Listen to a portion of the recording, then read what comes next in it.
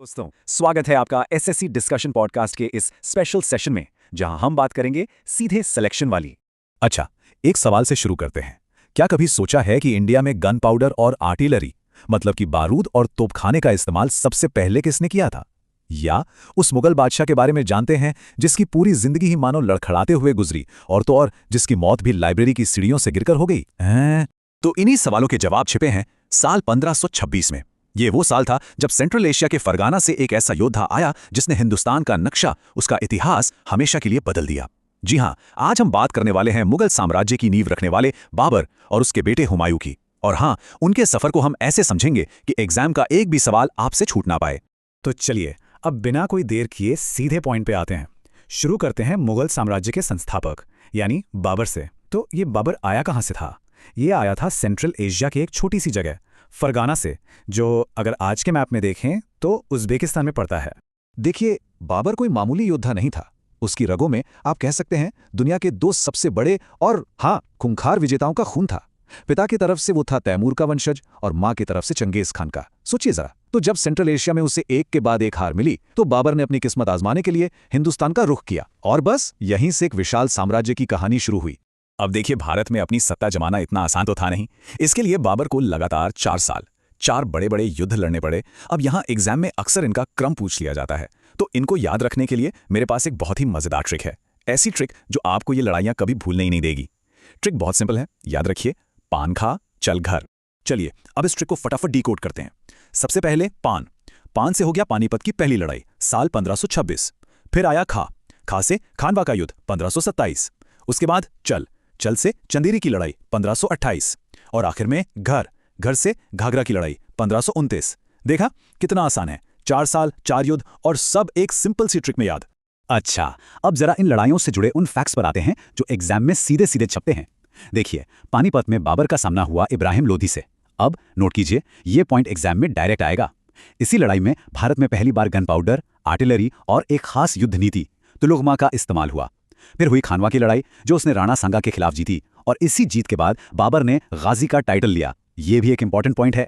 और आखिर में चंदेरी में मेदिनी राय और घाघरा में अफगानों को हराकर उसने पूरे उत्तर भारत पर अपनी पकड़ एकदम मजबूत कर ली। आपको पता है, बाबर सिर्फ एक योद्धा ही नहीं था, वो एक कमाल का लेखक भी था।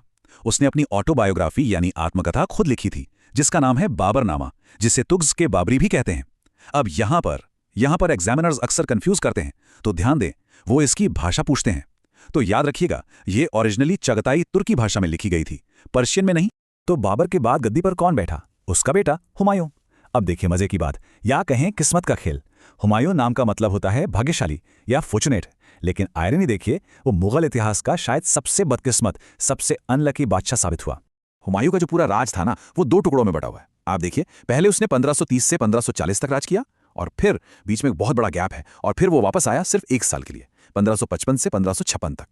और जानते हैं उसकी सबसे बड़ी भूल क्या थी? उसकी सबसे बड़ी स्ट्रेटेजिक मिस्टेक थी अपने भाइयों में साम्राज्य को बांट देना। और इस एक गलती की उसे इतनी भारी कीमत चुकानी पड़ी कि आप सोच भी नहीं सकते। तो सवाल ये उठता है कि आखिर हुआ क्या? ऐसा क्या हो गया कि हुमायूं को अपना राजपाट, अपना तख्त सब गंवाना पड़ा? तो कहानी में एंट्री होती है उसके सबसे बड़े दुश्मन की, शेर शाह सूरी। यही वो शख्स था जिसने हुमायूं को हिंदुस्तान छोड़ने पर मजबूर कर। देखिए, ये 2 लड़ाइयां हैं जिन्होंने हुमायूं की किस्मत पर ताला लगा दिया। पहली 1539 में बैटल ऑफ चौसा, और फिर ठीक अगले साल 1540 में बैटल ऑफ बिलग्राम, जिसे कन्नौज की लड़ाई भी कहते हैं। इन दोनों में शेरशाह सूरी ने उसे ऐसी करारी हार दी कि हुमायूं को भारत से भागना ही पड़ा, और वो 1-2 साल नहीं, पूरे 15 साल 15 ईयर्स उसने निर्वासन में यानी एग्जाइल में बिताए। आखिरकार 1555 में वो लौटा और दिल्ली की गद्दी पर दोबारा कब्जा किया। लेकिन जैसा मैंने शुरू में कहा था, किस्मत उसके साथ थी ही नहीं। गद्दी वापस मिलने के कुछ ही महीनों बाद 1556 में दिल्ली में अपने ही बनाए किले दीन पनाह की लाइब्रेरी की सीढ़ियों से गिरकर उसकी मौत हो गई। और इसीलिए हिस्टोरियन लेन पूल ने उसके बारे में एक बहुत फेमस बात कही है, जो उसकी पूरी जिंदगी को बयां कर देती है। हुमायूं जीवन भर लड़खड़ाता रहा और लड़खड़ाते हुए इस दुनिया से चला गया। अच्छा, हुमायूं की इस पूरी उतार चढ़ाव भरी कहानी को लिखा किसने? ये भी एक बहुत इंपॉर्टेंट सवाल है। तो ये कहानी लिखी थी उसकी सौतेली बहन गुलबदन बेगम ने अपनी किताब हुमायूं नामा में। तो किताब का नाम हुमायूं नामा और राइटर गुलबदन बेगम, ये दोनों ही बहुत जरूरी एग्जाम पॉइंट हैं, इसे भी नोट कर लीजिए। ठीक है, तो अब तक हमने जो भी पढ़ा और समझा उसको एक रैपिड फायर अंदाज में रिवाइज करने का टाइम आ गया है। अब एकदम अलर्ट हो जाइए और ध्यान से सुनिए, क्योंकि ये वो पॉइंट्स हैं जो आपको सीधा सिलेक्शन दिला सकते हैं। चलिए शुरू करते हैं। बाबर, भारत में आर्टिलरी यानी तोपखाने का पहला इस्तेमाल करने वाला? उसके टाइटल्स क्या थे? पातशाह और गाजी। हुमायूं पूरे 15 साल के एग्जाइल के बाद गद्दी वापस हासिल की। बाबरनामा किसने लिखी? बाबर ने। किस भाषा में? तुर्की में। हुमायूंनामा किसने लिखी? उसकी बहन गुलबदन बेगम ने। डॉन, तो अब बारी आपकी है। पहला सवाल आपके लिए। पानीपत की पहली लड़ाई में बाबर का सामना किससे हुआ था? आपके ऑप्शन है ए राणा सांगा, बी इब्राहिम लोदी या सी शेर शाह सूरी। फटाफट अपना जवाब नीचे कमेंट्स में लिखिए। और ये रहा सवाल नंबर 2। हुमायूंनामा किताब किसने लिखी थी? ए बाबर ने, बी खुद हुमायूं ने या सी गुलबदन बेगम ने। जल्दी जल्दी से अपना जवाब दीजिए, मैं इंतजार कर रहा हूं। तो दोस्तों, ये थी कहानी मुगल साम्राज्य की नींव की, बाबर और हुमायूं की। लेकिन असली मजा तो अब शुरू होगा। हमारे अगले सेशन में हम बात करेंगे अकबर द ग्रेट की, वो बादशाह जिसने इस नींव पर एक ऐसी मजबूत इमारत खड़ी की जो भारत की सबसे बड़ी ताकत बनी। पढ़ते रहिए और याद रखिए, सवाल से सिलेक्शन तक का सफर हम साथ तय करेंगे। Subscribe to SSC discussion podcast now. नमस्कार दोस्तों, स्वागत है आपका एसएससी डिस्कशन पॉडकास्ट के स्पेशल सेशन में, जहां हम बात करेंगे सीधे सिलेक्शन वाली। कभी सोचा है हम जो रुपया इस्तेमाल करते हैं वो आया कहां से? ये सवाल हमें सीधे इतिहास के उस दौर में ले जाता है जब एक अफगान योद्धा ने मुगलों को, जी हां, मुगलों को 15 साल तक हिंदुस्तान से बाहर रखा और प्रशासन की एक ऐसी जबरदस्त नींव रखी जिसे बाद में अकबर ने भी अपनाया। हम बात कर रहे हैं शेर शाह सूरी की, जिन्हें अकबर का प्रीकर्सर यानी अग्रदूत भी कहा जाता है। कम्पिटिटिव एग्जाम्स में शेर शाह के प्रशासनिक सुधारों से सीधे सवाल बनते हैं। तो चलिए इस जीनियस शासक की कहानी को समझते हैं। तो शुरुआत करते हैं इनके नाम से। उनका असली नाम था फरीद खान। तो फिर ये शेरशाह कैसे बने? कहानी बड़ी दिलचस्प है। बिहार के एक शासक ने उन्हें ये उपाधि तब दी जब उन्होंने अकेले ही एक शेर को मार गिराया था। बस इसी बहादुरी से उनके सफर की शुरुआत हुई। अब यहाँ से एग्जाम के लिए सबसे जरूरी पॉइंट्स शुरू हो रहे हैं। शेर शाह सूरी सूर राजवंश का संस्थापक था। उसने मुगल बादशाह हुमायूं को 2 ऐसी लड़ाइयों में हराया जिन्होंने हिंदुस्तान का इतिहास बदल दिया। नोट कीजिए, ये पॉइंट एग्जाम में डायरेक्ट आएगा। ये 2 युद्ध थे। पहला चौसा का युद्ध, साल था 1539, और दूसरा बिलग्राम का युद्ध, साल था 1540। इन जीतों के बाद ही उसने दिल्ली की गद्दी पर कब्जा किया था। तो शेर शाह का विजन क्या था? उनका मेन ऑब्जेक्टिव था एक, आप कह सकते हैं, हाईली सेंट्रलाइज्ड और एफिशिएंट गवर्नमेंट बनाना। एक ऐसी सरकार जिसका पूरा ध्यान आम जनता और किसानों की भलाई पर हो। और अब आता है वो सबसे महत्वपूर्ण एग्जाम पॉइंट। इसे बिल्कुल दिमाग में बिठा लीजिए। उन्हें अकबर का अग्रदूत कहा जाता है। क्यों? क्योंकि अकबर ने बाद में उनके कई प्रशासनिक सुधारों को अपने साम्राज्य में हूबहू लागू कर लिया था। चलिए अब उस चीज की बात करते हैं जो उनकी सबसे बड़ी देन मानी जाती है, वो चीज जो आज भी हमारी जेब में है, रुपया। शेरशाह ने भारत के करेंसी सिस्टम में एक क्रांति ला दी थी। उन्होंने 2 तरह के स्टैंडर्ड सिक्के चलाए। पहला था चांदी का, जिसे नाम दिया रुपया।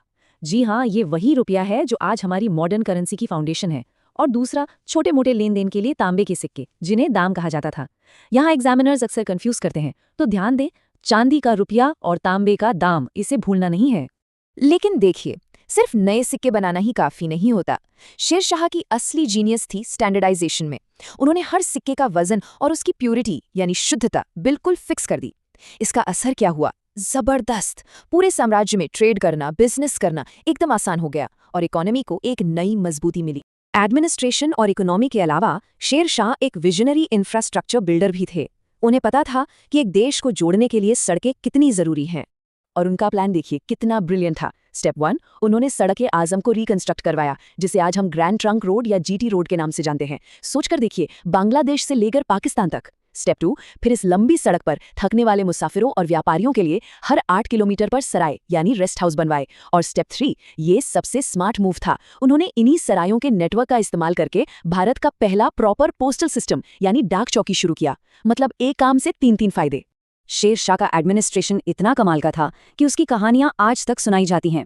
चाहे जस्टिस हो, रेवेन्यू सिस्टम हो या लॉ एंड ऑर्डर, सब कुछ अपने समय से बहुत आगे था। एक कहावत बहुत मशहूर है उनके दौर के बारे में। कहा जाता था कि एक बूढ़ी औरत भी सोने से भरी टोकरी लेकर सड़क पर आराम से सो सकती थी और किसी की हिम्मत नहीं थी कि उसे हाथ भी लगा दे। ये लाइन ही काफी है ये बताने के लिए कि लॉ एंड ऑर्डर कितना बेहतरीन था। किसानों के लिए उन्होंने 2 बहुत ही क्रांतिकारी चीजें की। नोट कीजिए, ये दोनों टर्म्स एग्जाम्स में बार बार आते हैं। पहला, जमीन को नापने के लिए सिकंदरी गज का इस्तेमाल, ताकि कोई चीटिंग ना हो।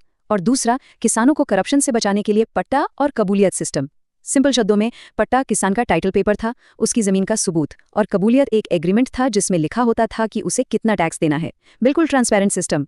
इतने बड़े साम्राज्य को चलाने के लिए उन्होंने एक बहुत ही साफ सुथरा सिस्टम बनाया। पूरा एम्पायर उसे डिवाइड किया सरकार में, जिनको आप आज के डिस्ट्रिक्ट समझ सकते हैं। फिर हर सरकार को डिवाइड किया परगना में, यानी सब डिस्ट्रिक्ट्स में। ये स्ट्रक्चर इतना इफेक्टिव था कि बाद में मुगलों ने भी इसे कॉपी पेस्ट कर लिया। क्राइम कंट्रोल का उनका तरीका तो और भी अनोखा था। इसे कहते हैं प्रिंसिपल ऑफ लोकल रिस्पॉन्सिबिलिटी। मतलब ये कि अगर किसी गांव में चोरी या डकैती हो जाती तो उसकी जिम्मेदारी सीधे गांव के मुखिया यानी मुकद्दम की होती थी। इसका नतीजा, हर मुखिया अपने इलाके में एक्स्ट्रा अलर्ट रहता था और क्राइम रेट ना के बराबर हो गया। तो काफी कुछ जान लिया हमने। चलिए, अब टाइम है एक छोटे से टेस्ट का। मैं 2 सवाल पूछूंगा, देखते हैं आपका ध्यान कितना था। जवाब नीचे कमेंट्स में जरूर दीजिएगा। तो पहला सवाल आपकी स्क्रीन पर ये रहा। रुपया नामक चांदी का सिक्का सबसे पहले किसने चलाया था? आपके ऑप्शंस हैं ए अकबर, बी बाबर या सी शेर शाह सूरी। सोच लीजिए अपना जवाब। और अब दूसरा सवाल, सड़क ए आजम का मॉडर्न नाम क्या है? ऑप्शंस हैं A Silk Road, B Grand Trunk Road या सी नेशनल हाईवे 44। मुझे यकीन है आपको दोनों के जवाब पता होंगे। चलिए, अब सेशन के एंड में करते हैं एक super fast rapid fire round. Exam में आने वाले सारे की पॉइंट्स एक बार में रिवाइज करेंगे। रेडी? Okay, let's go. संस्थापक किसका? सूर राजवंश का। करेंसी? चांदी का रुपया और तांबे का दाम। असली नाम? फरीद खान। मकबरा कहाँ है? सासाराम, बिहार में, एक झील के बीच। और मौत कैसे हुई? 1545 में कालिंजर के किले में उक्का नाम के एक हथियार के फटने से। ये 5 पॉइंट्स बिल्कुल याद रखिएगा। तो देखिए, शेर शाह सूरी का शासन भले ही सिर्फ 5 साल चला हो, लेकिन ये इतिहास का एक ऐसा गोल्डन इंटरवल था जिसने आने वाले समय के लिए मॉडर्न एडमिनिस्ट्रेशन की नींव रख दी। उन्होंने एक ऐसी जमीन तैयार की जिस पर आगे चलकर अकबर ने मुगल साम्राज्य की इतनी बड़ी इमारत खड़ी की। सोचने वाली बात है, अगर शेरशाह ना होते तो क्या अकबर इतने महान बन पाते? इस पर जरूर सोचिएगा। पढ़ते रहिए और याद रखिए, सवाल से सिलेक्शन तक का सफर हम साथ तय करेंगे। Subscribe to SSC discussion podcast now. जय हिंद। नमस्कार दोस्तों, स्वागत है आपका एसएससी डिस्कशन पॉडकास्ट के इस स्पेशल सेशन में, जहां हम बात करेंगे सीधे सिलेक्शन वाली। आज हम एक ऐसी मास्टर क्लास में डाइव करने वाले हैं जो सीधा एग्जाम में मार्क्स दिलाएगी, द ग्रेट मुगल्स। चलिए शुरू करते हैं 2 छोटे से सवालों के साथ। क्या आप जानते हैं कि मुगल्स में इंजीनियर किंग किसे कहा जाता था? या फिर वो कौन था जिसने चेन ऑफ जस्टिस यानी न्याय की जंजीर बनवाई थी? इन्हीं जवाबों को हम ढूंढेंगे 1556 से 1707 के उस दौर में जिसे मुगल हिस्ट्री का गोल्डन एज माना जाता है। और ये टॉपिक इंपॉर्टेंट क्यों है? क्योंकि हर साल कॉम्पिटिटिव एग्जाम्स में इस एक दौर से कम 3 से 4 सवाल पक्के हैं। तो चलिए एकदम फोकस के साथ मुगलों के इस सुनहरे युग में एंटर करते हैं। तो हमारी कहानी शुरू होती है अकबर से। सोचिए, सिर्फ 13 साल का एक लड़का जिसके सर पर इतने बड़े साम्राज्य का ताज रखा गया। शुरुआत में उनके गार्डियन यानी संरक्षक थे बैरम खान। उन्हीं की देखरेख में अकबर ने शासन करना सीखा। साल था 1556। जैसे ही अकबर गद्दी पर बैठे, सामने एक बड़ी चुनौती थी, पानीपत की दूसरी लड़ाई। इस लड़ाई में बैरम खान ने हेमू को हराया और मुगल सत्ता हिंदुस्तान में मजबूती से स्थापित हो गई। इसके बाद अकबर ने पीछे मुड़कर नहीं देखा। 1582 में उन्होंने दीन इलाही शुरू किया, जो सभी धर्मों की अच्छी बातों को मिलाकर बनाया गया था, और 1605 तक उन्होंने एक विशाल साम्राज्य खड़ा कर दिया। अब अकबर का एडमिनिस्ट्रेशन कमाल का था। उन्होंने 2 सिस्टम्स इंट्रोड्यूस किए। पहला, मनसबदारी सिस्टम। यह मिलिट्री और सिविल ऑफिसर्स के लिए एक रैंकिंग सिस्टम था, जिसका जितना बड़ा मनसब उतनी बड़ी उसकी पोजीशन। दूसरा, जागीरदारी सिस्टम, जिसमें ऑफिसर्स को कैश सैलरी के बदले जागीर यानी जमीन दी जाती थी, और इन सब के ऊपर थी उनकी पॉलिसी सुलह कुल यानी सबके साथ शांति। अब नोट कीजिए, यह पॉइंट एग्जाम में डायरेक्ट आएगा। मनसबदारी सिस्टम किसने शुरू किया? जवाब है अकबर। अकबर के दरबार में थे उनके नवरत्न यानी 9 अनमोल रत्न। वैसे तो सभी ब्रिलियंट थे, लेकिन एग्जाम के लिए ये 3 सबसे जरूरी हैं। पहले, बीरबल अपनी हाजिर जवाबी के लिए। दूसरे, तानसेन अपने संगीत के लिए। और तीसरे, राजा टोडरमल जो फाइनेंस मिनिस्टर थे। इन्होंने ही जब्त सिस्टम बनाया था, जो जमीन की पैमाइश पर बेस्ड एक लैंड रेवेन्यू सिस्टम था, बिल्कुल फेयर एंड स्क्वायर। अकबर के बाद गद्दी संभाली उनके बेटे सलीम ने, जिन्होंने नाम रखा जहांगीर यानी दुनिया पर फतह पाने वाला। जहांगीर को आर्ट से, खासकर पेंटिंग से बेइंतहा प्यार था, इसलिए उन्हें आर्टिस्ट किंग भी कहते हैं।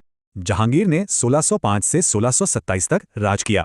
इस दौरान 1611 में उनकी शादी हुई नूरजहां से, और ये एक टर्निंग पॉइंट था, क्योंकि इसके बाद एडमिनिस्ट्रेशन में नूरजहां का प्रभाव काफी बढ़ गया। जहांगीर को उनकी जंजीरे अदल के लिए याद किया जाता है। इमेजिन कीजिए, आगरा के किले के बाहर एक सोने की जंजीर लटक रही है, जिसे कोई भी आम नागरिक बजाकर सीधे बादशाह से इंसाफ मांग सकता था। क्या जबरदस्त कॉन्सेप्ट था, है ना? और अब नोट कीजिए, ये पॉइंट एग्जाम में डायरेक्ट आएगा। जहांगीर के दौर को golden age of Mughal painting कहा जाता है। चलिए अब आगे बढ़ते हैं। जहांगीर के बाद आते हैं उनके बेटे खुर्रम, जिनको हम और आप शाहजहां के नाम से जानते हैं। और इनका पैशन आर्किटेक्चर। ऐसा जुनून था कि इन्हें इंजीनियर किंग का टाइटल मिल गया। शाहजहां ने 1628 से 1658 तक हुकूमत की और उनका ये दौर कहलाया golden age of Mughal architecture, क्योंकि इस दौरान ऐसी ऐसी शानदार इमारतें बनी जो आज तक दुनिया को हैरान करती हैं। सबसे पहले तो जाहिर है ताजमहल, अपनी बेगम मुमताज महल की याद में बनवाया एक अनमोल तोहफा। फिर दिल्ली का लाल किला और जामा मस्जिद भी उन्हीं की ही देन है। और हाँ, उनका बनवाया तख्त ताउस यानी पीकॉक थ्रोन, जिसमें मशहूर कोहिनूर हीरा जड़ा हुआ था, उसकी तो बात ही अलग थी। और अब इस दौर के आखिरी और सबसे पावरफुल लेकिन उतने ही कंट्रोवर्शियल बादशाह की, औरंगजेब, जिसे आलमगीर की उपाधि भी मिली हुई थी। औरंगजेब का शासनकाल देखिए, लगभग 49 साल, एक बहुत लंबा अरसा। और इस दौरान मुगल साम्राज्य अपनी सबसे बड़ी हद तक पहुंचा। प्रैक्टिकली पूरा इंडियन सबकॉन्टिनेंट उनके कंट्रोल में था। औरंगजेब एक कट्टर शासक माने जाते थे। यहां एग्जामिनर्स अक्सर कंफ्यूज करते हैं, तो ध्यान दें। एक तरफ थे अकबर, जिन्होंने नॉन मुस्लिम्स पर लगने वाला जिजिया टैक्स हटा दिया था। वहीं दूसरी तरफ औरंगजेब ने 1679 में इसे फिर से लागू कर दिया। ये एक बहुत बड़ा पॉलिसी डिफरेंस था। उन्होंने अपनी जिंदगी के आखिरी 25 साल डेक्कन यानी साउथ इंडिया में लड़ते हुए गुजारे। इसे ही डेक्कन अल्सर कहते हैं, एक ऐसा घाव जो साम्राज्य को अंदर ही अंदर कमजोर कर रहा था और खजाना खाली कर रहा था। उन्हें आलमगीर यानी दुनिया का विजेता और जिंदा पीर यानी जीवित संत के नाम से भी जाना जाता था। तो इतना सब कुछ पढ़ने के बाद अब वक्त है एक छोटे से नॉलेज चेक का। चलिए देखते हैं आपका ध्यान कितना था। रेडी? जवाब कमेंट्स में जरूर लिखिएगा। पहला सवाल आपकी स्क्रीन पर है। मनसबदारी सिस्टम सबसे पहले किसने शुरू किया? ऑप्शंस हैं ए जहांगीर, बी अकबर या सी औरंगजेब। जल्दी से सोचिए और जवाब दीजिए। और सवाल नंबर 2, किस मुगल बादशाह के दौर को गोल्डन एज ऑफ आर्किटेक्चर कहा जाता है? ए शाहजहां, बी अकबर या सी हुमायूं? फटाफट अपना आंसर कमेंट सेक्शन में लिखिए। शानदार। चलिए अब आते हैं सेशन के सबसे इंपॉर्टेंट हिस्से पर, अल्टीमेट एग्जाम रिकैप। एकदम रैपिड फायर स्टाइल में सारे की पॉइंट्स रिवाइज करेंगे ताकि दिमाग में छप जाएं। चलिए शुरू करते हैं। अकबर, याद रखिए मनसबदारी सिस्टम और Navratnas. Jahangir, chain of justice और Mughal painting. Shahjahan, Taj Mahal, red fort यानी आर्किटेक्चर। और औरंगजेब, जिजिया टैक्स को वापस लाना और सबसे बड़ा साम्राज्य। बस इतना याद रख लिया तो आपसे गलती नहीं होगी। तो दोस्तों, ये थी ग्रेट मुगल्स की कहानी, अकबर से औरंगजेब तक। लेकिन हर उठान के बाद एक पतन भी होता है। इतना विशाल साम्राज्य आखिर बिखरा कैसे, ये हम जानेंगे अपने अगले सेशन में, जब हम बात करेंगे the decline of the Mughals पर। पढ़ते रहिए और याद रखिए, सवाल से सिलेक्शन तक का सफर हम साथ तय करेंगे। Subscribe to SSC discussion podcast now. जय हिंद।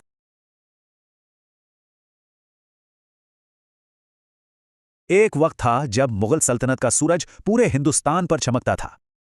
पर फिर ऐसा क्या हुआ कि वो सूरज हमेशा के लिए डूब गया? आज हम उसी शानदार साम्राज्य के पतन की कहानी में उतरेंगे। एक ऐसी कहानी जो 1707 में औरंगजेब की मौत से शुरू हुई और 1857 में जाकर खत्म हुई। ये सवाल देखिए सिर्फ इतिहास का नहीं है, ये सवाल है सत्ता का, विरासत का और वक्त के पहिए का। मुगलों का गिरना हमें यह दिखाता है कि कैसे अंदर की कमजोरियां और बाहर के हमले दोनों मिलकर एक बहुत बड़े विशाल ढांचे को भी गिरा सकते हैं। और ये एक ऐसा सबक है जो आज भी उतना ही मायने रखता है। तो ये जो पूरी कहानी है ना, ये करीब करीब 150 सालों में फैली हुई है और इसके 3 पड़ाव वो सबसे अहम है। पहला 1707, जब औरंगजेब की मौत के साथ ही साम्राज्य की नींव हिलने लगी। फिर आता है 1739, वो निर्णायक मोड़, जब नादिर शाह के हमले ने एक बाहरी तूफान की तरह सब कुछ तबाह कर दिया। और आखिर में 1857, जब आज़ादी की पहली लड़ाई के साथ इस कहानी का आखिरी पन्ना लिखा गया। कहते हैं किसी भी बड़ी इमारत में दरारें पहले अंदर से आती हैं। मुगल साम्राज्य के साथ भी कुछ ऐसा ही हुआ। औरंगजेब के बाद सल्तनत को ऐसे बादशाह मिले जिनकी दिलचस्पी हुकूमत से ज्यादा अपनी निजी जिंदगी में थी। तो सवाल ये उठता है कि आखिर कौन थे ये बादशाह और उन्होंने ऐसा क्या किया या शायद क्या नहीं किया कि इतना बड़ा साम्राज्य बिखरने लगा। तो चलिए मिलते हैं इन 2 अहम किरदारों से। एक तरफ हैं बहादुर शाह प्रथम। सोचिए, बुढ़ापे में गद्दी पर बैठे और कोशिश करते रहे कि किसी तरह शांति बनी रहे, लेकिन शायद तब तक बहुत देर हो चुकी थी। और दूसरी तरफ थे मोहम्मद शाह, जिनका लंबा और सच कहें तो लापरवाह शासन साम्राज्य के ताबूत में आखिरी कील जैसा साबित हुआ।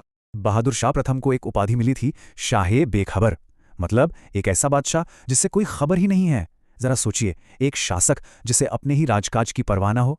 इससे ही अंदाजा लगाया जा सकता है कि उस दौर में प्रशासन की हालत क्या हो गई होगी। और फिर आते हैं मोहम्मद शाह।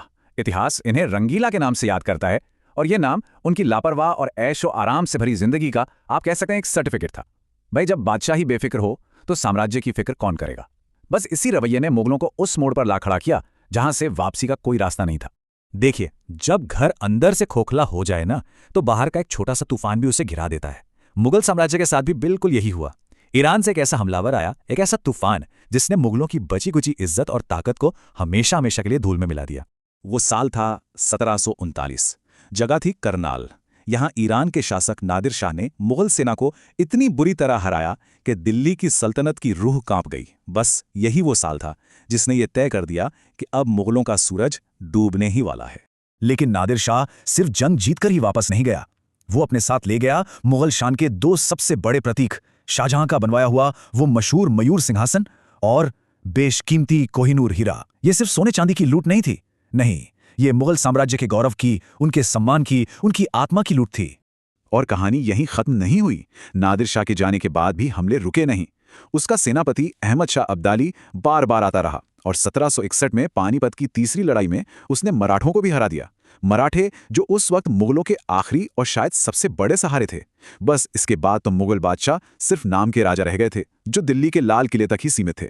अब हम पहुंचते हैं इस कहानी के सबसे दुखद और आखिरी हिस्से पर।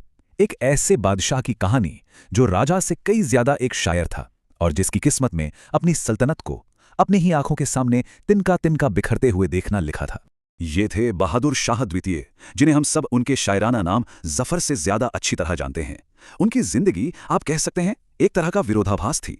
कागज पर तो वो हिंदुस्तान के बादशाह थे, लेकिन हकीकत ये थी कि उनकी कलम में उनकी तलवार से कहीं ज्यादा ताकत थी। 1857 की क्रांति ने उन्हें एक आखिरी मौका दिया। सिपाहियों ने उन्हें अपना नेता माना, हिंदुस्तान का सम्राट घोषित किया, लेकिन अंग्रेजों की ताकत के आगे ये संघर्ष टिक नहीं सका। क्रांति की हार हुई और जफर को गिरफ्तार कर लिया गया। उन्हें देश से हजारों मील दूर रंगून भेज दिया गया और वहीं गुमनामी के अंधेरे में उनकी मौत हुई। और उनकी मौत के साथ ही हिंदुस्तान पर 300 साल से ज्यादा राज करने वाले मुगल वंश का। तो मुगलों के इस लंबे और दर्द भरे पतन की कहानी से आखिर क्या सबक मिलता है? चलिए कुछ सबसे जरूरी बातों पर एक नजर डालते हैं ताकि इतिहास का ये अहम सबक हम कभी ना भूलें। तो क्या थे वो बड़े पल? याद कीजिए, मोहम्मद शाह रंगीला का दौर, जब कोहिनूर और मयूर सिंहासन हाथ से चले गए। फिर करनल की लड़ाई, जिसने मुगल प्रतिष्ठा को पूरी तरह से खत्म कर दिया। उसके बाद पानीपत की तीसरी लड़ाई, जिसने ये साबित कर दिया कि मुगल अब सिर्फ कठपुतलियां हैं। और आखिर में बहादुर शाह जफर की निर्वासन में मौत, जो इस साम्राज्य के अंत का प्रतीक बनी। ये सब वो मील के पत्थर हैं जो पतन की पूरी कहानी बयान करते हैं। और आखिर में एक सवाल के साथ इस पूरे विश्लेषण को खत्म करते हैं। सोचिए, एक तरफ बाबर था जिसने एक सपना देखा और एक विशाल साम्राज्य खड़ा कर दिया, और दूसरी तरफ बहादुर शाह जफर थे जिन्होंने उसी सपने को अपनी आंखों के सामने टूटते हुए देखा। तो सोचने वाली बात यह है कि क्या ज्यादा मुश्किल है, एक साम्राज्य को बनाना या फिर एक शानदार विरासत को अपनी आंखों के सामने खत्म होते हुए देखने का? जब हम मुगल साम्राज्य के बारे में सोचते हैं तो दिमाग में अक्सर बड़ी बड़ी लड़ाइयां और शानदार इमारतें आती हैं, लेकिन उनकी असली ताकत जो इतने सालों तक टिकी रही, वो किसी तलवार में नहीं बल्कि एक बहुत ही सोची समझी मशीन में थी, और वो थी उनकी प्रशासनिक व्यवस्था। तो चलिए आज इस मशीन को जरा करीब से समझते हैं। तो सवाल ये उठता है कि आखिर ये हुआ कैसे? एक ही खानदान ने बिना आज की टेक्नोलॉजी के 200 साल से भी ज्यादा वक्त तक इतने बड़े, इतने अलग अलग तरह के लोगों वाले देश को कैसे संभाले रखा? इसका जवाब एक ऐसी जबरदस्त एडमिनिस्ट्रेटिव मशीन थी जिसने पूरे साम्राज्य को एक धागे में पिरोकर रखा था। अच्छा, तो इस पूरी मशीन का कह सकते हैं पावर हाउस या कमांड सेंटर, वो तो सीधे सीधे सम्राट ही थे। लेकिन देखिए, कोई भी बादशाह अकेले तो हुकूमत चला नहीं सकता। उनकी असली ताकत थे उनके खास मंत्री, उनकी एक काउंसिल, जो असल में इस पूरी सल्तनत का इंजन थी। और कमाल की बात जानते हैं क्या है? ये जो पद थे ना, ये आज भी हमें कितने जाने पहचाने से लगते हैं। जैसे वकील को आज का प्रधानमंत्री समझ लीजिए, दीवाने आला हो गए फाइनेंस मिनिस्टर, और मीर बख्शी को आप रक्षा मंत्री कह सकते हैं। मतलब सोचिए, ये एक पूरी की पूरी कैबिनेट थी जो सदियों पहले काम कर रही थी। लेकिन एक सवाल है, दिल्ली में बैठा कोई मंत्री दूर बंगाल या गुजरात तक अपना हुक्म कैसे चलाता था? यहीं पर मुगलों का असली जीनियस सामने आता है। उन्होंने एक ऐसा सिस्टम बनाया था, एक ऐसा स्ट्रक्चर जो बिल्कुल एक पिरामिड की तरह ऊपर से नीचे तक काम करता था। देखिए होता क्या था, बादशाह का कोई भी फरमान सबसे पहले पहुंचता था सूबेदार के पास, जो पूरे प्रांत यानी सूबा का हेड होता था। फिर वहां से वो ऑर्डर जाता था जिलों में फौजदार के पास, फौजदार से नीचे परगना में, और आखिर में जमीन पर यानी गांव में मुकद्दम और पटवारी तक। मतलब हर लेवल पर हर किसी की जिम्मेदारी एकदम फिक्स थी। एक बहुत ही ऑर्गेनाइज्ड और अकाउंटेबल सिस्टम था ये। तो चलिए अब बात करते हैं उस चीज की जो इस पूरी मशीन को कसकर बांधे हुए थी। कह सकते हैं कि ये साम्राज्य का स्टील फ्रेम था। इसका नाम था मनसबदारी सिस्टम, और ये अकबर का सबसे बड़ा एडमिनिस्ट्रेटिव इनोवेशन माना जाता है। ये असल में हर एक सरकारी अफसर को रैंक देने का एक बिल्कुल ही अनोखा तरीका था। तो ये मनसब आखिर था क्या? बहुत आसान भाषा में समझे तो इसका मतलब था रैंक, बस। चाहे कोई सिविल सर्विस में हो या मिलिट्री में, सबको एक ही रैंक मिलती थी, और उसी एक रैंक से तय होता था कि दरबार में उसका रुतबा क्या है, उसकी सैलरी कितनी होगी और उसे कितनी फौज रखनी पड़ेगी, सब कुछ एक ही रैंक में। अब ये जो एक रैंक थी ना, इसके अंदर भी 2 नंबर छुपे होते थे। पहला था जात। जात से तय होता था कि किसी अफसर का पर्सनल स्टेटस, यानी दरबार में उसकी हैसियत क्या है और उसकी तनख्वाह कितनी होगी। और दूसरा था सवार। सवार से यह पता चलता था कि उस अफसर को कितने घुड़सवार सैनिक और घोड़े मेंटेन करने हैं। तो एक तरह से जात रुतबे के लिए और सवार जिम्मेदारी के लिए। तो सवाल यह है कि इतना कॉम्प्लेक्स सिस्टम बनाया क्यों गया? मकसद बिल्कुल साफ था। पहला तो यह कि हर अफसर सीधा बादशाह के प्रति वफादार रहे, किसी और के लिए नहीं। और दूसरा, जो कि शायद सबसे जरूरी था, कि कोई भी अमीर या नोबल इतना ताकतवर ना हो जाए कि वो अपनी प्राइवेट आर्मी बना ले और कल को बादशाह को ही चैलेंज कर दे। सैलरी या तो कैश में दी जाती थी या फिर जागीर के तौर पर जमीन मिलती थी, लेकिन उस पर भी कंट्रोल तो सेंटर का ही होता था। ठीक है, इतनी बड़ी आर्मी, इतने सारे अफसर, इस पूरी मशीन को चलाने के लिए फ्यूल कहां से आता था? जाहिर है पैसा, और यह पैसा आता था एक बहुत ही जबरदस्त और एफिशिएंट रेवेन्यू सिस्टम से। और इस कमाल के सिस्टम का क्रेडिट जाता है अकबर के फाइनेंस मिनिस्टर राजा टोडरमल को। उन्होंने जो सिस्टम बनाया, जिसे जब्ती सिस्टम कहते हैं, वो सच में अपने वक्त से बहुत बहुत आगे की चीज थी। ये कोई अंदाजे पर चलने वाला काम नहीं था, ये पूरी तरह से डेटा पर बेस्ड था। देखिए कैसे। पहला स्टेप, हर खेत को नापा जाता था बकायदा। दूसरा स्टेप, फिर पिछले 10 सालों की पैदावार और उस वक्त के बाजार भाव का एवरेज निकाला जाता था। और फिर तीसरा स्टेप, उस डेटा के आधार पर तय होता था कि टैक्स कितना होगा। इससे ना किसान और सरकार दोनों के लिए चीजें एकदम साफ और प्रेडिक्टेबल रहती थी। और ये टैक्स कितना होता था? आमतौर पर कुल पैदावार का 1/3 हिस्सा। तो प्रशासन ने पैसा तो जमा कर लिया, लेकिन इस पूरे सिस्टम को बनाए रखने के लिए, इसे लागू करवाने के लिए ताकत की भी तो जरूरत थी। और ये ताकत आती थी मुगलों की मिलिट्री और उनके जुडिशियल सिस्टम से। उनके मिलिट्री में पैदल सैनिक थे, एक बहुत ही पावरफुल घुड़सवार सेना थी, और जबरदस्त तोपखाना भी था, जो उनकी ताकत की असली निशानी थी। और जहां तक इंसाफ की बात है, तो सबसे बड़ी अदालत तो खुद बादशाह की होती थी, लेकिन जो रोजमर्रा के मामले होते थे, उनकी सुनवाई काजी उल खुजात यानी कि चीफ जस्टिस किया करते थे। तो चलिए एक बार फटाफट से इस मुगल एडमिनिस्ट्रेटिव मशीन के 4 सबसे जरूरी पार्ट्स को याद कर लेते हैं। पहला, मनसबदारी यानी सारे अफसरों का रैंकिंग सिस्टम। दूसरा, जब्ती, जमीन से टैक्स वसूलने का वो डेटा वाला तरीका। तीसरा, मीर बख्शी, जो मिलिट्री डिपार्टमेंट के हेड थे। और चौथा, सूबा यानी साम्राज्य का कोई भी प्रांत।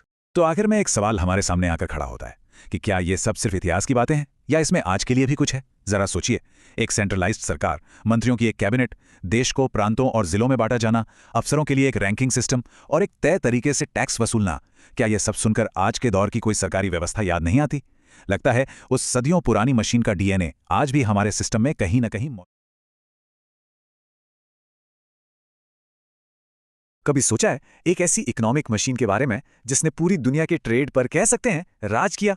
हम बात कर रहे हैं मुगल साम्राज्य के इकोनॉमिक इंजन की, जिसने भारत को ग्लोबल ट्रेड का सेंटर बना दिया। तो चलिए इस जबरदस्त मशीन के हर पुर्जे को एक एक करके समझते हैं।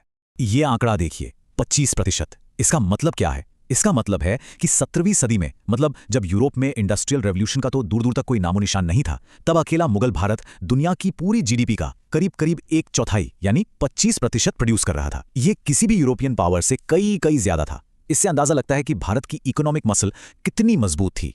तो सवाल ये उठता है कि भाई ये हुआ कैसे? मुगलों ने आखिर वो कौन सा इकोनॉमिक सिस्टम बनाया, कौन सी मशीन चलाई, जिससे उन्हें इतनी दौलत मिली कि वो ताजमहल जैसी इमारतें बना सके? चलिए आज इसी फैसिनेटिंग स्टोरी को डिकोड करते हैं। तो देखिए, हर बड़ी इकोनॉमिक मशीन की तरह इस इंजन की जड़ें भी जमीन से ही जुड़ी थीं, और मुगल साम्राज्य के लिए वो जमीन थी कृषि, एग्रीकल्चर। यही वो फ्यूल था जो पूरे एम्पायर को पावर दे रहा था, और इसी फाउंडेशन पर ट्रेड और वेल्थ की एक बहुत ऊंची इमारत खड़ी हुई। जरा सोचिए, उस दौर में लगभग 80% आबादी, 80% डायरेक्टली खेतीबाड़ी से जुड़ी हुई थी। और ये सिर्फ लोगों का पेट भरने के लिए नहीं था। नहीं, ये स्टेट के खजाने का, ट्रेजरी का सबसे बड़ा और सबसे रिलायबल सोर्स ऑफ इनकम था। फसलें भी मोटे तौर पर 2 तरह की थीं। एक तरफ तो थी फूड क्रॉप्स, गेहूं, चावल, जो लोगों का पेट भरती थीं। लेकिन दूसरी तरफ थी कैश क्रॉप्स, जिनसे कामिल भी कहते थे, जैसे कपास, नील, गन्ना। और भाई स्टेट के लिए तो यही असली सोने की खान थी, क्योंकि सारा रेवेन्यू, असली पैसा यहीं से आता था। ओके, तो अगर एग्रीकल्चर इस इंजन का फ्यूल था, तो ट्रेड इसके वो पावरफुल पिस्टन्स थे जो इस फ्यूल को दौलत में, वेल्थ में कन्वर्ट करते थे। और इसी ट्रेड ने भारत को दुनिया का सबसे बड़ा मैन्युफैक्चरिंग हब बना दिया, खासकर टेक्सटाइल्स में। उस वक्त भारत के टेक्सटाइल इंडस्ट्री का कोई मुकाबला ही नहीं था। तो भारत से एक्सपोर्ट क्या क्या होता था? लिस्ट काफी इंप्रेसिव है। सूती कपड़े मतलब कॉटन टेक्सटाइल्स तो पूरी दुनिया में फेमस थे, क्वालिटी ऐसी कि कोई मैच नहीं। फिर सिल्क, मसाले, इंडिगो यानी नील और शोरा सॉल्ट पीटर जो बारूद बनाने में काम आता था। यूरोप से लेकर साउथ ईस्ट एशिया तक इन चीजों की जबरदस्त डिमांड थी। फ्रांसीसी ट्रैवलर फ्रांसवा बर्नियर ने एक बहुत कमाल की बात लिखी थी। उन्होंने कहा कि दुनिया का सोना चांदी घूमने फिरने के बाद आखिर में भारत में आकर ही दफन हो जाता है। अब ऐसा क्यों? सिंपल है, क्योंकि भारत दुनिया को इतना सामान बेचता था कि बदले में पूरी दुनिया से सोना चांदी खिंचा चला आता था, जबकि भारत को बाहर से खरीदने के लिए बहुत कम चीजों की जरूरत पड़ती थी। अब ये सारा ट्रेड, ये सारा कॉमर्स कुछ बड़े बड़े बिजी पोर्ट्स से होता था। इनको आप इकोनॉमिक गेटवेज कह सकते हैं। वेस्ट में था सूरत, जिसे गेटवे टू मक्का या मक्का का दरवाजा भी कहते थे। ये सबसे इंपॉर्टेंट था। साउथ में था मसूलीपट्टनम और ईस्ट में चिट्टगोंग। इन पोर्ट्स ने मुगल इकोनॉमी को पूरी दुनिया से कनेक्ट कर दिया था। चलिए अब बात करते हैं उस चीज की जो इस पूरे इकोनॉमिक इंजन को चलाती थी, पैसा, करेंसी। देखिए, एक सक्सेसफुल इकोनॉमी के लिए एक रिलायबल करेंसी सिस्टम का होना बहुत जरूरी है, और मुगलों ने शेरशाह सूरी की रखी बुनियाद पर एक बहुत ही स्टेबल और स्टैंडर्डाइज करेंसी सिस्टम बनाया। यह सिस्टम 3 मेटल्स पर बेस्ड था, सोने की मोहर या अशरफी, ये थी बड़े बड़े गिफ्ट्स के लिए या फिर अमीरों के लिए दौलत जमा करने के लिए। चांदी का रुपया, ये इंटरनेशनल ट्रेड की रीढ़ की हड्डी था, पूरी दुनिया में एक्सेप्टेड था। और फिर था तांबे का दाम, ये आम लोगों के रोजमर्रा के लेन देन के लिए था। सब्जी खरीदी, कुछ और छोटा मोटा सामान लिया, वो सब दाम में होता था। और इस सिस्टम की सबसे बड़ी खूबी क्या थी? इसकी स्टेबिलिटी। एक चांदी के रुपए की कीमत पूरे एम्पायर में फिक्स थी, 40 तांबे के दाम। इस स्टैंडर्डाइजेशन ने, इस स्टेबिलिटी ने ट्रेड को अनबिलीवेबली आसान और ट्रस्टवर्दी बना दिया था। अब इतना बड़ा, इतना कॉम्प्लेक्स इकोनॉमिक इंजन एक एडवांस्ड फाइनेंशियल सिस्टम के बिना तो चल ही नहीं सकता था, राइट? मुगलों के ज़माने में आज जैसे मॉडर्न बैंक्स तो नहीं थे, लेकिन एक बहुत ही सोफिस्टिकेटेड और इफेक्टिव सिस्टम था जो इस विशाल इंजन के लिए एक लुब्रिकेंट का, एक स्नेहक का काम करता था। और इस सिस्टम का सबसे इंपॉर्टेंट टूल था हुंडी। ये क्या था? आप इसे एक तरह का क्रेडिट नोट या बिल ऑफ एक्सचेंज समझ सकते हैं। एक ऐसा फाइनेंशियल इंस्ट्रूमेंट जो व्यापारियों को बिना कैश साथ लिए हजारों किलोमीटर दूर तक ट्रेड करने की सिक्योरिटी और फैसिलिटी देता था। सिस्टम बहुत सिंपल था पर ब्रिलियंट। मान लीजिए एक व्यापारी है सूरत में, वो एक सर्राफ मतलब एक बैंकर के पास कैश जमा कराएगा, बदले में उसे कागज का नोट यानी हुंडी मिल जाएगी। अब वो इस हुंडी को लेकर आगरा जाएगा और वहां के सर्राफ को दिखाकर अपने पैसे कैश में ले लेगा। कितना आसान, और इससे रास्ते में लूटपाट का रिस्क ऑलमोस्ट खत्म हो जाता था। इस पूरे फाइनेंशियल नेटवर्क को चलाते थे सर्राफ। ये लोग आज के बैंकर्स की तरह ही थे, मनी चेंजर्स भी और बैंकर्स भी। और इनके साथ साथ गुजरात में बनिया कम्युनिटी, साउथ में चेटियर्स और नॉर्थ में जैन कम्युनिटी, इन पावरफुल ट्रेडिंग कम्युनिटीज ने इस नेटवर्क को पूरे सब कॉन्टिनेंट में फैला दिया था। तो हमने मुगल इकोनॉमिक इंजन के सभी मेन पार्ट्स को देख लिया।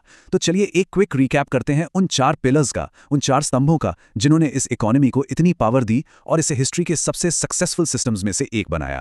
पहला पिलर कैश क्रॉप्स, कपास और नील जैसी फसलें जो स्टेट रेवेन्यू की बैकबोन थी। दूसरा पिलर भारत का रोल एक ग्लोबल एक्सपोर्ट हब के तौर पर, जिसने दुनिया भर का सोना चांदी अपनी तरफ खींचा। तीसरा पिलर स्थिर और स्टैंडर्डाइज्ड चांदी का रुपया जो इंटरनेशनल ट्रेड के लिए एक ट्रस्टेड करेंसी बन गया। और चौथा पिलर हुंडी सिस्टम, एक सोफिस्टिकेटेड फाइनेंशियल नेटवर्क जिसने लार्ज स्केल ट्रेड को सेफ और पॉसिबल बनाया।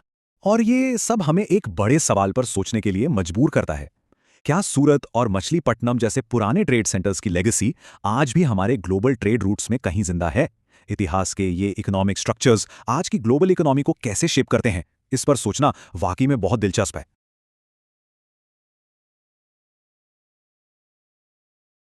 कभी सोचा है कि अगर इमारतें बोल पाती तो वो क्या कहती?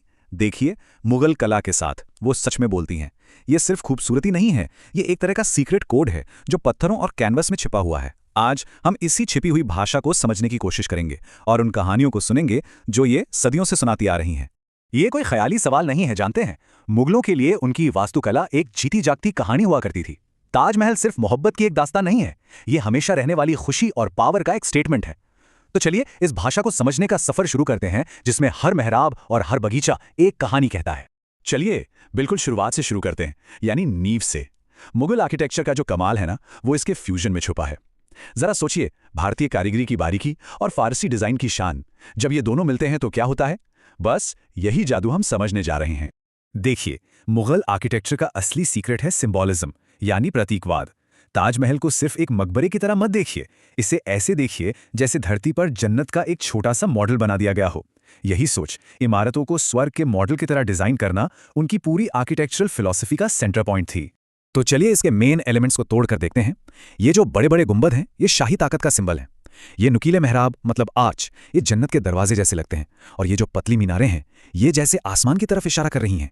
ये सिर्फ आर्किटेक्चरल फीचर्स नहीं है, ये एक ऐसी भाषा के अक्षर हैं जो एक बहुत पावरफुल कहानी सुनाते हैं। तो अब हम बेसिक्स तो समझ गए हैं, तो चलिए आप देखते हैं कि उन्होंने जन्नत के इस विजन को असलियत में कैसे उतारा। ये सिर्फ ईंट और पत्थर का खेल नहीं था, ये बाग बगीचों और बारीक डिजाइन्स के जरिए एक रूहानी एक्सपीरियंस बनाने के बारे में था। ये कहानी शुरू होती है मुगल साम्राज्य के फाउंडर बाबर से। जब वो भारत आए तो उन्हें अपनी होमलैंड के हरे भरे ऑर्गेनाइज्ड गार्डन्स की बहुत याद आई। तो सॉल्यूशन क्या निकाला? 4 बाग, जिसका मतलब है 4 गार्डन्स। लेकिन ये सिर्फ एक गार्डन डिजाइन नहीं था, ये नेचर पर कंट्रोल और ऑर्डर का एक स्टेटमेंट था। और यहाँ पर बात और भी गहरी हो जाती है। 4 बाग सिर्फ दिखने में सुंदर नहीं था, इसका कनेक्शन सीधा मजहब से था। ये कुरान में बताई गई जन्नत के बाग का एक तरह से धरती पर रिक्रिएशन था, जिसमें 4 नदियां बहती थीं। तो जब कोई हुमायूं के मकबरे जैसे बाग में चलता है तो वो सिर्फ एक बाग में नहीं घूम रहा होता, बल्कि वो स्वर्ग के उस आइडिया के बीच होता है। अब बात करते हैं उस आर्ट की जिसने मुगल इमारतों को एक अलग ही लेवल पर पहुंचा दिया। Pietra dura. सोचिए, पत्थर से पेंटिंग करना, बस यही है इसका मतलब। सफेद संगमरमर पर कीमती पत्थरों को जड़कर फूल पत्तियों के डिजाइन बनाना, ये मुगल सजावट की पहचान बन गया। और ये प्रोसेस कमाल का था, बहुत ही बारीक काम था। पहले एक मास्टर कारीगर संगमरमर पर डिजाइन खोदता था, फिर कीमती पत्थरों को एकदम परफेक्ट शेप में काटा जाता था, जरा सी भी गलती की गुंजाइश नहीं थी। आखिर में उन्हें संगमरमर में इतनी सफाई से जड़ा जाता था कि सतह बिल्कुल चिकनी हो जाती थी। ये कला और इंजीनियरिंग का एक सच्चा संगम था। तो अब हम बड़े से छोटे की तरफ चलते हैं, मतलब इमारतों और बागों की भव्यता से मिनिएचर पेंटिंग्स और कैलीग्राफी की बारीक दुनिया में। यहां हमें आर्ट और सिंबलिज्म का एक और ही लेवल देखने को मिलेगा। मुगल पेंटिंग्स, जिसे हम मिनिएचर पेंटिंग भी कहते हैं, वो डिटेल्स की एक पूरी दुनिया है। ये कहानी शुरू होती है हुमायूं से, जो फारस से 2 मास्टर आर्टिस्ट को भारत लेकर आए और उन्होंने ही यहाँ एक नई आर्ट की परंपरा का बीज बोया। उनके बेटे अकबर ने तस्वीर खाना यानी पेंटिंग वर्कशॉप्स बनाकर इस बीज को सींचा। लेकिन ये जहांगीर का दौर था जब मुगल पेंटिंग अपने पीक पर पहुंची। यहाँ एक बहुत ही दिलचस्प बदलाव देखने को मिलता है। अकबर के ज़माने में आर्ट में एक्शन था, बड़ी बड़ी लड़ाइयाँ, दरबार के सीन, हलचल। लेकिन जैसे ही जहांगीर आए, फोकस शिफ्ट हो गया नेचर की शांत खूबसूरती पर। उन्हें चिड़ियों, जानवरों और फूलों की रियलिस्टिक पेंटिंग्स का जुनून था। उनके दरबार का एक आर्टिस्ट था मंसूर, जो इतना कमाल का था कि वो किसी भी पंछी या फूल की रूह को कैनवस पर उतार सकता था। मुगलों के लिए लिखना सिर्फ बातचीत का जरिया नहीं था, ये अपने आप में एक आर्ट फॉर्म था। इस्लाम में क्योंकि मूर्तियों की मनाही थी, तो कैलीग्राफी यानी खूबसूरत लिखावट एक मेन डेकोरेटिव एलिमेंट बन गई। इमारतों को ज्यामितीय पैटर्न, फूलों के डिजाइन और सबसे जरूरी कुरान की आयतों से सजाया जाता था। नस्तालिक स्क्रिप्ट अपने खूबसूरत बहते हुए अक्षरों के साथ ताजमहल जैसे स्मारकों पर पवित्र शब्दों को लिखने के लिए एकदम परफेक्ट थीं। तो इस पूरे आर्टिस्टिक सफर से हम क्या टेकअवेज ले सकते हैं? चलिए, जो सबसे जरूरी बातें हैं उन्हें फटाफट से दोहरा लेते हैं ताकि वो हमारे जहन में रह जाएं। सबसे पहले इंडो इस्लामिक फ्यूजन। याद रखिए, मुगल आर्किटेक्चर का जो जीनियस है वो फारसी शान और हिंदुस्तानी कारीगरी के मेल में है, जिसने एक बिल्कुल नई और अनोखी स्टाइल बनाई। दूसरा, 4 बाग। ये सिर्फ एक गार्डन नहीं है, ये स्वर्ग का एक ब्लूप्रिंट है, जन्नत का नक्शा है। इसकी परफेक्ट सिमेट्री और गहरा सिंबॉलिज्म इसे मुगल डिजाइन का एक बहुत पावरफुल हिस्सा बनाते हैं। तीसरा, जहांगीर का गोल्डन एरा। जब भी मुगल पेंटिंग की बात हो तो जहांगीर का दौर सबसे ऊपर आता है। मंसूर जैसे कलाकारों के साथ नेचर की स्टडी एक आर्ट फॉर्म के तौर पर अपने चरम पर पहुंच गई। और आखिर में लाल से सफेद का सफर। ये सिर्फ पत्थर का बदलाव नहीं था, ये एक स्टेटमेंट था। अकबर के लाल बलुआ पत्थर से लेकर शाहजहां के सफेद संगमरमर तक का ये सफर मुगल साम्राज्य की बढ़ती हुई ताकत और सोफिस्टिकेशन को दिखाता है। तो मुगलों ने अपनी कला का इस्तेमाल किया धरती पर स्वर्ग बनाने के लिए, एक ऐसी दुनिया जो उनके आदर्शों और यकीन को दिखाती थी। और ये हमें एक बहुत दमदार सवाल पर लाकर छोड़ देता है कि आज हम अपनी कला और आर्किटेक्चर से क्या बना रहे हैं। हम अपने दौर की कौन सी कहानी बयां कर रहे हैं, और क्या ये वो कहानी है जो हम आने वाली पीढ़ियों के लिए छोड़ना चाहते हैं?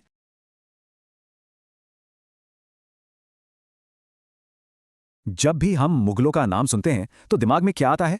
बड़े बड़े आलीशान किले, जबरदस्त लड़ाइयां, महान योद्धा, है ना? लेकिन सोचिए, अगर ये सिर्फ आधी कहानी हो तो? आज हम इन पत्थरों और तलवारों के जरा पीछे झांकेंगे और मुगल दौर की असली आत्मा को, उसकी संस्कृति के दिल को खोजने की कोशिश करेंगे। तो सवाल ये है कि लड़ाइयों और इमारतों से हटके वो कौन सी चीज थी जो उस दौर की असली पहचान थी? वो कौन सा जादू था जिसने हिंदू और मुस्लिम संस्कृतियों को इतनी खूबसूरती से एक साथ बुन दिया? चलिए, एक तरह से मुगलों के सोशल डीएनए को डिकोड करते हैं, ये समझने के लिए कि वो असल में थे क्या। और इस सब को समझने की चाबी एक बहुत ही खूबसूरत शब्द में छिपी है, गंगा जमुनी तहजीब। इसे उस दौर का सोशल डीएनए ही समझिए, एक ऐसी मिलीजुली संस्कृति जो उस दौर की पहचान बन गई। तो इस दौर में और गहराई से उतरने के लिए तैयार हैं? देखिए, मुगल काल को सच में समझने के लिए हमें सबसे पहले उनके समाज की बनावट को देखना होगा। ये एक पिरामिड जैसा था, जिसने उस दौर के हर एक इंसान की जिंदगी की लकीरें खींच रखी थी। तो मुगल समाज एक पिरामिड की तरह था। सबसे ऊपर, बिल्कुल टॉप पर, बादशाह और उनके अमीर दरबारी, जिन्हें मनसबदार कहते थे। इनकी जिंदगी इतनी आलीशान थी कि हम शायद कल्पना भी नहीं कर सकते। बीच में थे व्यापारी और छोटे अधिकारी, जिनकी जिंदगी आरामदायक तो थी पर शाही नहीं। और सबसे नीचे वहां थे कारीगर, मजदूर और किसान, जो टैक्स के बोझ तले हर दिन बस जिंदा रहने की लड़ाई लड़ रहे थे। लेकिन मजे की बात यह है कि ये जो टॉप क्लास थी ना, वो भी एक जैसी नहीं थी। सोचिए, इसमें ईरानी थे, तुरानी थे, राजपूत थे और भारतीय मुसलमान भी थे। मतलब एक बहुत ही दिलचस्प और पेचीदा ग्रुप था ये, जो आपस में सत्ता और प्रभाव के लिए होड़ करता रहता था। अच्छा, इस पूरे ताने बाने में महिलाओं की क्या कहानी थी? उनकी दास्तां ताकत और विरोधाभास का एक ऐसा संगम है जो आज भी हमें सोचने पर मजबूर कर देता है। उस समय महिलाओं के लिए ना दो बिल्कुल अलग अलग दुनियाएं थीं। एक तरफ थी शाही बेगमें, पढ़ी लिखी, दौलतमंद और राजनीति में अच्छा खासा दखल रखने वाली। और वहीं दूसरी तरफ थीं आम औरतें। वो खेतों में, घरों में, दस्तकारी में मेहनत तो करती थीं, लेकिन समाज के बनाए नियमों और सती प्रथा जैसी कुरीतियों का शिकार भी होती थीं। शाही महिलाओं में से तो कुछ सत्ता का असली केंद्र थीं। जरा नूरजहां के बारे में सोचिए। उन्होंने अपने पति जहांगीर के दौर में लगभग पूरे साम्राज्य पर हुकूमत की, यहां तक कि सिक्कों पर भी उनका नाम था। या फिर गुलबदन बेगम, जिन्होंने हुमायूंनामा लिखकर इतिहास को अपनी कलम से सहेजा। और जहां आरा को कैसे भूल सकते हैं, जिन्होंने दिल्ली के मशहूर चांदनी चौक का नक्शा बनाया था। लेकिन ऐसा नहीं है कि ये सामाजिक दिक्कतें किसी की नजर में नहीं थीं। ये जानना काफी दिलचस्प है कि खुद बादशाह अकबर ने सती प्रथा और बाल विवाह जैसी कुरीतियों को खत्म करने की कोशिश की थी। ये दिखाता है कि इन मुद्दों पर चिंता सत्ता के टॉप लेवल तक थी। तो समाज की बनावट से अब हम उस दौर के आध्यात्मिक दिल की ओर बढ़ते हैं। उस समय दो बड़े शक्तिशाली धार्मिक आंदोलन चल रहे थे, जो समाज में एक नई लहर पैदा कर रहे थे और सब कुछ बदलने वाले थे। पहला था सूफीवाद, इस्लाम का एक रहस्यमयी और बेहद संगीतमय रूप। सूफियों के लिए ईश्वर मतलब खुदा एक महबूब की तरह था, और उसे पाने का रास्ता था दिल को छू लेने वाला संगीत, यानी कव्वाली और रूहानी नृत्य। अब सूफीवाद के अंदर भी कई अलग अलग घराने थे, जिन्हें सिलसिला कहते थे। इनमें से 3 बहुत असरदार थे। चिश्ती सिलसिला, जो सबसे उदार था, एकता की बात करता था, तो कोई हैरानी नहीं कि बादशाह अकबर इसके फॉलोवर थे। फिर सोहरावर्दी सिलसिला, जो अमीर था और राजनीति में भी शामिल था। और फिर था बेहद कट्टर नक्शबंदी सिलसिला, और इसे कौन मानता था? औरंगजेब। देखिए कितना दिलचस्प विरोधाभास है। सूफीवाद के साथ साथ हिंदू धर्म में भक्ति आंदोलन भी एक बहुत बड़ी लहर पैदा कर रहा था। इसका संदेश बहुत सीधा लेकिन क्रांतिकारी था। ईश्वर एक है और उससे पूजा पाठ या जाति से नहीं, बल्कि सच्ची भक्ति से पाया जा सकता है। ये उस समय की जाति व्यवस्था पर एक सीधा हमला था। इस आंदोलन ने हर इंसान की बराबरी का नारा दिया, और सबसे जरूरी बात, इसने आम लोगों की भाषा में बात की। कबीर, गुरु नानक और मीराबाई जैसे संतों ने अपना संदेश सीधे लोगों के दिलों तक पहुंचाया। तो अब हमारे पास ये 2 शक्तिशाली धाराएं हैं, एक तरफ समाज की सख्त बनावट और दूसरी तरफ ये आध्यात्मिक आंदोलन। जब ये दोनों टकराती हैं तो क्या होता है? कुछ बिल्कुल नया जन्म लेता है। और इसका सबसे बड़ा सबूत, भक्ति संतों के विचारों ने सीधे सीधे अकबर की सुलह-ए-कुल की नीति को प्रभावित किया। इसका मतलब था सबके लिए शांति। यहां हम साफ साफ देखते हैं कि कैसे आध्यात्मिक विचार एक पूरे साम्राज्य की राजनीति को दिशा दे सकते हैं। और ये सांस्कृतिक संगम हुआ कैसे? समझिए कि ये एक चक्र की तरह था। सब कुछ जमीनी स्तर पर शुरू हुआ। सूफी और भक्ति संतों ने एकता और प्रेम का संदेश फैलाया। ये संदेश लोगों की अपनी भाषा में था, इसलिए इसने एक साझा सांस्कृतिक जमीन तैयार की। और आखिर में अकबर जैसे बादशाहों ने इन्हीं विचारों को अपनी सरकारी नीति बना लिया। तो मुगल संस्कृति के इस पूरे सफर से सबसे जरूरी बातें क्या निकल कर आती हैं? चलिए एक नजर में देखते हैं। बहुत संक्षेप में कहें तो मुगल समाज एक सख्त पिरामिड था। शाही महिलाओं के पास जबरदस्त ताकत थी। सूफीवाद ने संगीत से ईश्वर तक पहुंचने का रास्ता दिखाया, तो भक्ति आंदोलन ने बराबरी का पाठ पढ़ाया। और इन सब ने मिलकर उस अनोखी मिश्रित संस्कृति को जन्म दिया, जिसकी बात हम आज भी करते हैं।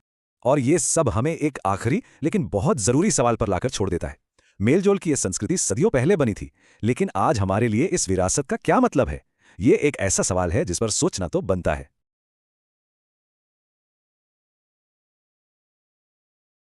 सोचिए जरा, एक ऐसा साम्राज्य जिसने 200 सालों से भी ज्यादा पूरे भारतीय उपमहाद्वीप पर राज किया, और फिर अचानक ताश के पत्तों की तरह ढेर हो गया।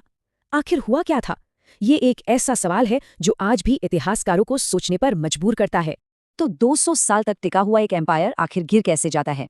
यही वो बड़ा सवाल है जिसका जवाब हम आज तलाशेंगे। और देखिए, ये कोई सीधी सादी हिस्ट्री की क्लास नहीं है, ये तो एक पहेली सुलझाने जैसा है। तो चलिए मिलकर इस ऐतिहासिक पहेली की परतों को खोलते हैं। अक्सर लोग सोचते हैं कि कोई एक बड़ी लड़ाई हुई होगी या कोई एक राजा कमजोर निकला होगा, पर सच ये नहीं है। सच तो ये है कि ये एक डोमिनो इफेक्ट जैसा था। एक के बाद एक कई सारी छोटी बड़ी गलतियां होती गई और यही वो चेन रिएक्शन था जिसने इतने बड़े साम्राज्य की जड़ें ही हिला दी। तो इस पूरी कहानी को ठीक से समझने के लिए हमने इसे 5 हिस्सों में बांटा है। पहले देखेंगे कि साम्राज्य का ये शानदार पतन था कैसा, फिर बात करेंगे उन अंदरूनी दरारों की, उसके बाद बाहरी हमलों की, और फिर वो आखिरी चोटें जिसने सब खत्म कर दिया, और आखिर में हम इससे क्या सीख सकते हैं।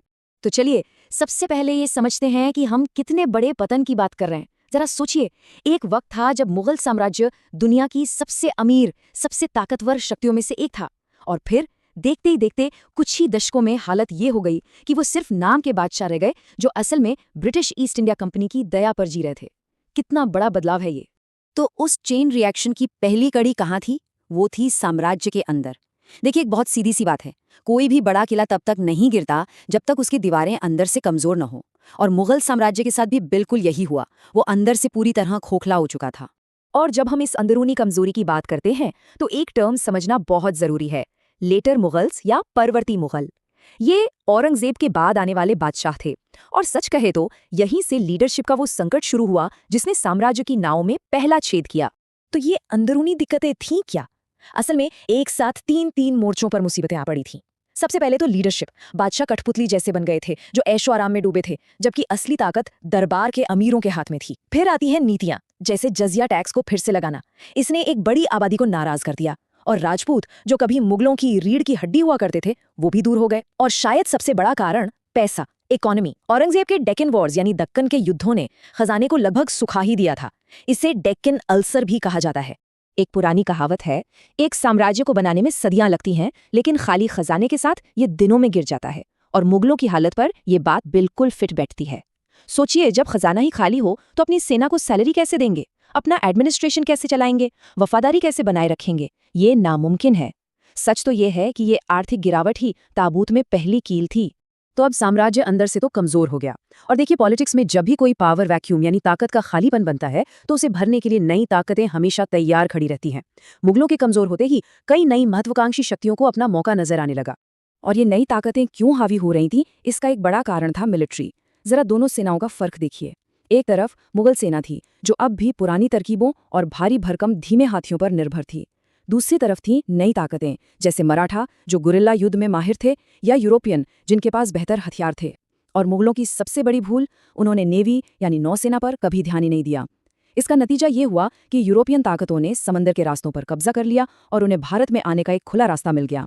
और बात सिर्फ बाहरी दुश्मनों की नहीं थी, साम्राज्य तो अंदर से लिटरली टुकड़े टुकड़े हो रहा था। मराठों ने शिवाजी और फिर पेशवाओं के नेतृत्व में एक बड़ी चुनौती पेश की। उधर बंगाल, अवध और हैदराबाद जैसे अमीर सूबों ने खुद को आजाद घोषित कर दिया। मतलब मुगल बादशाह जो कभी पूरे हिंदुस्तान के शहंशाह हुआ करते थे, वो अब असल में सिर्फ दिल्ली के राजा बनकर रह गए थे। तो साम्राज्य पहले से ही बीमार था, अंदर से कमजोर था, टुकड़ों में बट रहा था। और ऐसे में विदेशी आक्रमणों ने वो आखिरी सबसे घातक चोटें की। ये वो फाइनल ब्लोज थे जिनसे साम्राज्य फिर कभी अपने पैरों पर खड़ा नहीं हो पाया। तो चलिए देखते हैं कि साम्राज्य ने अपनी आखिरी सांसें कैसे लीं। साल था 1739 जब ईरान के नादिर शाह ने हमला किया और दिल्ली को तहस नहस कर दिया। ये एक बहुत बड़ा झटका था। इसके बाद 1748 से अहमद शाह अब्दाली ने बार बार हमले किए, जिसने बची खुची ताकत भी छीन ली। और फिर 1857 का विद्रोह। इसके बाद अंग्रेजों ने आखिरी मुगल बादशाह बहादुर शाह जफर को देश से निकाल दिया, और इसी के साथ 300 साल से भी ज्यादा पुराने एक साम्राज्य का ऑफिशियली अंत हो गया। नादिर शाह की वो लूट, वो सिर्फ पैसों की लूट नहीं थी, वो एक सांकेतिक हार थी, एक साइकोलॉजिकल ब्लो था। जब वो मशहूर पीकॉक थ्रोन यानी मयूर सिंहासन और बेशकीमती कोहिनूर हीरा यहाँ से ले गया, तो उसने सिर्फ दिल्ली का खजाना नहीं लूटा, उसने मुगल साम्राज्य की इज्जत, उसकी प्रतिष्ठा को सरेआम लूट लिया। इस एक घटना ने पूरी दुनिया को बता दिया कि मुगल शेर अब बूढ़ा और कमजोर हो चुका है। तो ये थी पूरी कहानी, अंदर की कमजोरियां, बाहरी हमले और फिर आखिरी चोट। पर इस सबसे हम सीखते क्या हैं? मुगलों का ये पतन हमें साम्राज्यों के बनने और बिगड़ने के बारे में एक बहुत गहरा सबक देता है। तो आखिरकार मुगलों के पतन से हमें क्या सबक मिलता है? इस पूरे कॉम्प्लिकेटेड इतिहास का सार क्या है? अगर एक लाइन में कहना हो तो वो क्या होगा? वो सबक ये है कि बड़े बड़े साम्राज्य बाहर के हमलों से कम और अंदर की सड़न से ज्यादा टूटते हैं। मुगल साम्राज्य की कहानी यही दिखाती है। बाहरी दुश्मन तो बस मौके का फायदा उठाते हैं, असली लड़ाई तो हमेशा अंदर ही लड़ी जाती है। लीडरशिप में, नीतियों में, अर्थव्यवस्था में और सबसे जरूरी वक्त के साथ बदलने की काबिलियत में। जब ये अंदरूनी खंभे गिरते हैं तो फिर साम्राज्य की पूरी इमारत ढह जाती है।